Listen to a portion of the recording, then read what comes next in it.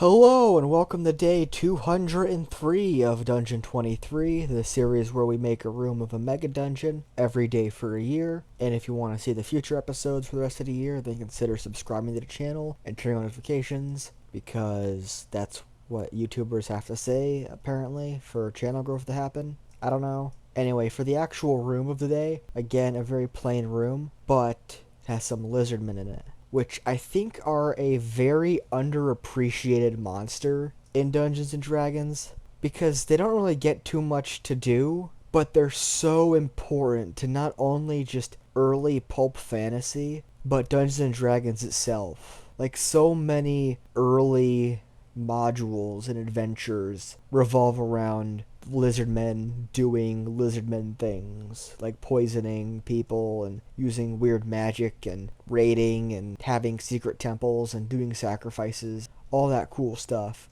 And it seems like we never really get that anymore. I think modern modules try way too hard to humanize their antagonists, or try to turn them into some kind of poetic figure, which could work sometimes, but it's done way too much. I don't know. Maybe it's just my love for Lovecraft and Clark Ashton Smith and all the titans of early pulp to judge it fairly, but I don't know, I like lizardmen. They're just really cool because it's not just lizardmen, but also snake people and ancient evil that has kind of crawled alongside humanity and are just biding their time to strike. But none of that really comes up here because it's just a bunch of lizard guys in a room just hanging out.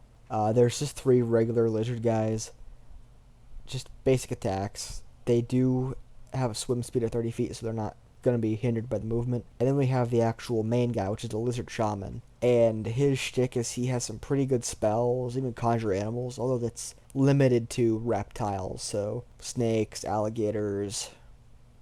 I mean, that's really like all there is, really. Like, little lizards don't really do it, like maybe like a giant lizard, I don't know. But the other thing the lizard guy, shaman, has going for him is that he can turn into a crocodile or alligator.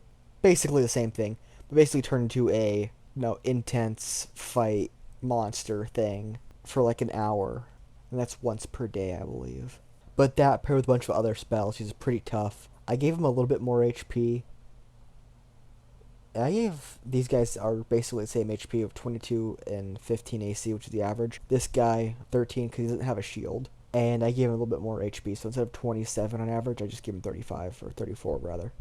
And they're probably going to be not insanely hostile towards the party, but if the party tries to move into here and like try to occupy this air bubble, then their lizard guys are definitely going to want to attack them because they're kind of dependent on the air bubble, and also they're like really close to them, so they're intelligent enough to know not to attack a party that's very clearly more powerful than they are.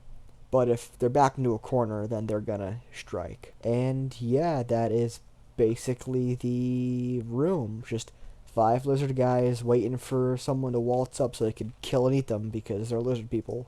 If you want to see more weird and wacky creatures and fun encounters and devious traps and strange magic items and other things like that, then consider subscribing and turning on notifications, as I said previously. Also consider liking the video and commenting down below with any suggestions you have, because not only does it help with the algorithm, but also it gives me ideas, which I'd really like to have, because I've been doing this for over 200 days and ideas run out, so that'd be greatly appreciated. Or if you don't want to have to worry about recommendations showing up and having to worry about that, just come back tomorrow. It's a daily series, just remember to come back. So yeah, thanks for watching and or listening. I apologize for the poor quality. It's not going to get any better.